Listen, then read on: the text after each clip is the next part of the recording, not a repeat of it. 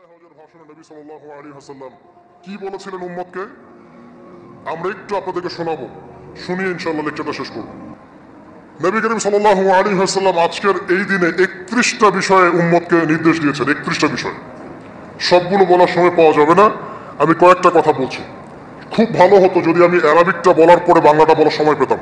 আমার হাতে 5 মিনিট সময় আছে এখন, কারণ অ্যারাবিকটার যে ভাব গাম্ভীর্যটা বাংলা আসলে আসবে না। তারপর আমি চেষ্টা করছি। নবী করিম সাল্লাল্লাহু আলাইহি ওয়াসাল্লাম সবার সামনে দাঁড়িয়ে দীর্ঘ 23 বছর অক্লান্ত পরিশ্রম করে দাওয়াতি মিশন কমপ্লিট করার পরে সবাইকে সমবেত করে একটা হজ করলেন। হজ করার পরে তিনি গুরুগম্ভীর কণ্ঠে বলছেন, হৃদয়ের সমস্ত আবেগ বের করে দিয়ে বলছেন, হে জনগণ, আইয়ুহান নাস, হে জনগণ, আমি জানি না আজকের পর তোমাদের সাথে আমি কখনো মিলিত হতে পারবো কিনা। একটু চিন্তা করেন, সাহাবীরা সামনে দাঁড়িয়ে আছেন, নবীজি দাঁড়িয়ে এই কথাটা বলছেন, হে জনগণ, আমি জানি না আজকের পরে আমি তোমাদের সাথে মিলিত হতে পারবো কিনা। অতএব যে ব্যক্তি আজকে আমার এই কথাগুলোকে স্মরণ রাখবে সে যেন অন্যের কাছে এই কথাগুলো পৌঁছে দেয়। হতে পারে যার কাছে পৌঁছে দেওয়া হচ্ছে সেই এই কথাগুলোকে বেশি সংরক্ষণ করতে পারবে। আল্লাহ পাক তার প্রতি রহম করুন যে আমার এই কথাগুলোকে অন্যের কাছে পৌঁছে দিবে। নবীজির ভাষণ। এরপর নবীজি বলছেন, জেনে রাখো নিশ্চয়ই তোমাদের পরস্পরের, মুসলিমদের পরস্পরের সম্পদ, পরস্পরের রক্ত, পরস্পরের এই যে জান, মাল, ইজ্জত, এগুলো একে অপরের জন্য হারাম। মুসলিমদের পরস্পরের রক্ত, পরস্পরের ইজ্জত, সম্মান একে অপরের জন্য হারাম। এর হানি করা একে অপরের জন্য হারাম। ঠিক যেমন আজকের এই দিন হারাম, এই শহর হারাম, এই মাসও হারাম। নবী করিম সাল্লাল্লাহু আলাইহি ওয়াসাল্লাম বলছিলেন, জেনে রাখো 3টা বিষয়ে যেন তোমাদের অন্তর কখনো খেয়ানত না করে। 3টা বিষয়ে তোমাদের অন্তর যেন কখনো খেয়ানত না করে। 1, তোমরা যে কাজটাই করবা শুধু আল্লাহ পাকের সন্তুষ্টির জন্য করবে। তোমরা যে কাজই করবে শুধু আল্লাহর সন্তুষ্টির জন্য করবে। তোমাদের শাসক বর্গের কল্যাণ কামনা করবে। তোমাদের শাসক বর্গের কল্যাণ কামনা করবে। 3 নাম্বার, মুসলিমদের জামাতকে আঁকড়ে ধরে রাখবে। মুসলিমদের ইউনাইটেড কমিউনিটিকে আঁকড়ে ধরে থাকবে। এই 3টা বিষয় পালনের ক্ষেত্রে তোমাদের অন্তর যেন খেয়ানত না করে।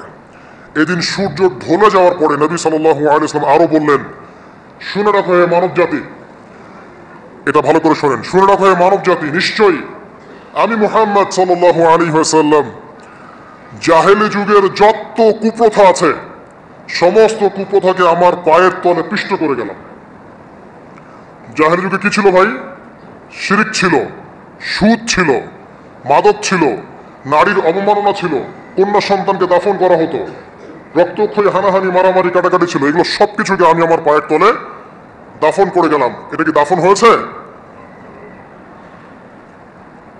তিনি বলছেন, নিশ্চয়ই আমি জাহেলি যুগের সুদকে আমার পায়ে তলে পিষ্ট করে যাচ্ছি।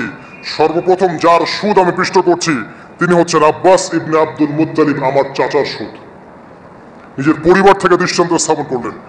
তিনি আরো বললেন, হে উপস্থিত জনগণ, তোমরা মেয়েদের ব্যাপারে সতর্ক থাকবে এবং তোমাদের স্ত্রীদের ব্যাপারে সতর্ক থাকবে, তাদের হকের ব্যাপারে সতর্ক থাকবে, কেননা তোমরা তাদেরকে আল্লাহর কালিমার মাধ্যমে হালাল করে নিয়েছো। অতএব তাদের ব্যাপারে তোমরা সতর্ক থাকবে। তোমাদের উপর তাদের হক হচ্ছে তোমরা যা খাবে, যা পরবে, তাদেরকেও তাই খাওয়াবে, তাই পরাবে। আর তাদের উপর তোমাদের হক হচ্ছে তারা তোমাদের বিছানায় এমন কাউকে আসতে দিবে না যাদেরকে তোমরা অপছন্দ করো। নবী করিম সাল্লাল্লাহু আলাইহি ওয়াসাল্লাম আরো বলছেন, এই দিন, আইয়ুহান নাস, হে মানব জাতি, তারাকতু ফিকুম আমরাইন, জেনে রাখো আমি তোমাদের সামনে মাত্র 2টো বস্তু ছেড়ে গেলাম। কয়টা বস্তু? লান তাদিল্লু মা তামাসসাকতুম বিহিমা, তোমরা কোনোদিন পথভ্রষ্ট হবে না যতদিন এই 2টা বস্তুকে আঁকড়ে ধরে থাকবে। কিতাব আল্লাহ, আল্লাহর কিতাব, ওয়া সুন্নতি নবীহি, এবং তার নবীর সুন্নাহ। তিনি আরো বললেন, আল মুসলিম, জেনে রাখো প্রকৃত মুসলিম সে ব্যক্তি, মান সালিমাল মুসলিমুনা মিন লিসানিহি ওয়া ইয়াদিহি, যে ব্যক্তির হাত এবং জবান থেকে অন্য মুসলিম নিরাপদ থাকে সেই ব্যক্তি হচ্ছে প্রকৃত মুসলিম। আল মুহাজির, আর প্রকৃত মুহাজির সে ব্যক্তি, মান হাজারা মা নাহাল্লাহু আন, আল্লাহ পাক যা নিষেধ করেছেন সেখান থেকে যে দূরে থাকে সেই ব্যক্তি প্রকৃত মুহাজির, মানে হিজরতকারী। তিনি আরো বললেন, মনে রেখো আমি তোমাদের সবার আগে হাউজে কাউসারে চলে যাব, সুবহানাল্লাহ, এবং সেখানে আমি তোমাদের জন্য অপেক্ষা করতে থাকবো। অতএব শোনেন, অতএব তোমরা আমার চেহারাকে কালিমালিপ্ত করো না, মানে আমার চেহারায় কালিমালিপ্ত করো না, আমার নাম নষ্ট করে দিও না। আমি তোমাদের সংখ্যাধিক্য দেখে আল্লাহর কাছে গর্ব করব, আমাকে তোমরা অপমানিত করো না। আজকে কি আমরা তার দায়িত্ব পালন করে উম্মাহ হতে পেরেছি?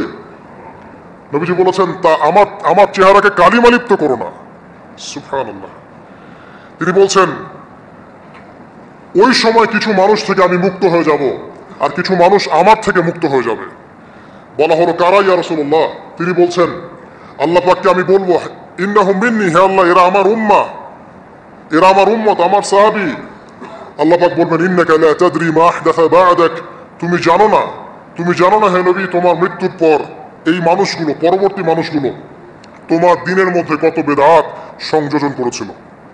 তিনি আরো বলেছিলেন, হে জনগণ, জেনে রাখো, প্রত্যেক পরিবারের জন্য প্রতি বছর একটা করে পশু জবাই করার বিধান, প্রত্যেক পরিবারের জন্য, সামর্থ্যবান পরিবারের জন্য প্রত্যেক বছর একটা করে পশু জবাই করার বিধান রয়েছে। তিনি আরো বললেন, মনে রাখো, একজনের অপরাধের শাস্তি আর একজন কখনো পাবে না, আর বাবার দোষে ছেলে কখনো দুষ্ট হবে না, ছেলের দোষে বাবাও কখনো অপরাধী হবে না। তিনি আরো বললেন, জেনে রাখো হে মানব জাতি, নিশ্চয়ই শয়তান এই বিষয় থেকে নিরাশ হয়ে গেছে যে তোমরা শয়তানের ইবাদত করবে। শয়তান নিরাশ হয়ে গেছে, কিন্তু শয়তান নিরাশ হয়নি একটা বিষয় থেকে, যে তোমরা একে অপরে হানাহানি, কাটাকাটি, ফিতনা, ফাসাদে ব্যস্ত থাকবে, যেমনটা এখন আমরা করছি। আমরা কিন্তু সরাসরি কখনো শয়তানের ইবাদত করছি, কিন্তু মুসলিমরা এখন পরস্পরে হানাহানি, কাটাকাটি, ফাসাদে লিপ্ত আছে। তিনি আরো বললেন যে একজন মুসলিমের জন্য হালাল নয় অন্য মুসলিমের সম্পদ আত্মসাৎ করা, যতক্ষণ না সে স্বেচ্ছায় খুশি মনে তোমাকে সম্পদ প্রদান করে। অতএব তোমরা একে অপরের প্রতি জুলুম করবে না। তিনি আরো বললেন, সাবধান, আমার ইন্তেকালের পরে তোমরা একে অপরের গর্দান উড়িয়ে কাফের হয়ে যেও না। সাবধান, আমার ইন্তেকালের পর তোমরা একে অপরের গর্দান উড়িয়ে কাফের হয়ে যেও না। তিনি আরো বলেছেন, একজন মুসলিম আরেকজন মুসলিমকে গালি দিতে পারে না। যদি একজন মুসলিম আরেকজন মুসলিমকে গালি দেয়, এটা হচ্ছে ফাসিকি, এবং একজন মুসলিম যদি আরেকজন মুসলিমের সাথে যুদ্ধ করে, এটা হবে এক প্রকার কুফরি। তিনি আরো বলেছেন, হে জনগণ, জেনে রাখো, আমার পরে কোনো নবী নেই, আর আমার পরে তোমরা ব্যতীত আর কোনো উম্মত নেই। এর চেয়ে স্পষ্ট কথা হতে পারে? আমার পরে কোনো নবী নেই, আর আমার পরে তোমরা ছাড়া কোনো উম্মত নেই। তাহলে আমরা যখন নতুন নতুন নবী বানিয়ে নিচ্ছি, কোনো ক্ষেত্রে বলছি একজন ব্যক্তি ছিলেন, সে নিজে ঈসাও ছিল, সে মাহদিও ছিল, সে নবীও ছিল, নাউযুবিল্লাহ। এবং দিন দিন মানুষ এই খাতায় নাম লিখাচ্ছে, সুবহানাল্লাহ।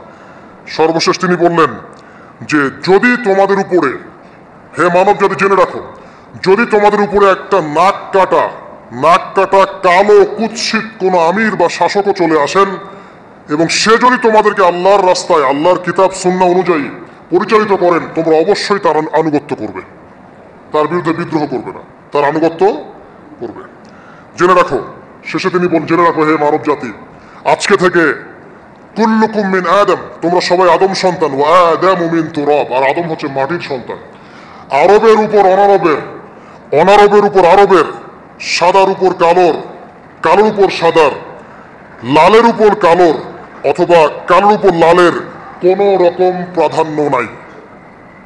ইল্লা তাকওয়া, শুধু তাকওয়া ব্যতীত। যে ব্যক্তি বেশি মুত্তাকি, সে আল্লাহর কাছে বেশি মর্যাদার অধিকারী হবে ইনশাআল্লাহ তাআলা। সর্বশেষ তিনি আঙ্গুলটা উঁচু করলেন, নিজের শাহাদাত আঙ্গুলি উঁচু করে আকাশের দিকে তাকালেন, এরপর জনগণের দিকে তাকালেন, তাকিয়ে বললেন যে, তোমাদের ব্যাপারে, হে জনগণ, তোমাদের ব্যাপারে আমাকে আল্লাহ জিজ্ঞাসা করবেন, ফামা আনতুম কাইলুন, তোমরা ওই সময় কি বলবে আমার সম্পর্কে?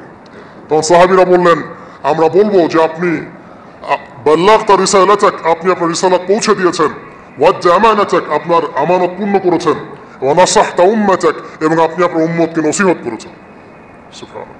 এরপরে তিনি আকাশের দিকে তাকিয়ে বললেন, আল্লাহুম্মা ফাশহাদ, হে আল্লাহ আপনি সাক্ষী থাকেন, আল্লাহুম্মা ফাশহাদ, হে আল্লাহ আপনি সাক্ষী থাকেন, আল্লাহুম্মা ফাশহাদ, হে আল্লাহ আপনি সাক্ষী থাকেন যে আমি আমার দায়িত্ব পৌঁছে দিয়েছি। এরপরে নাজিল হলো, আল ইয়াউমা আকমালতু লাকুম দীনাকুম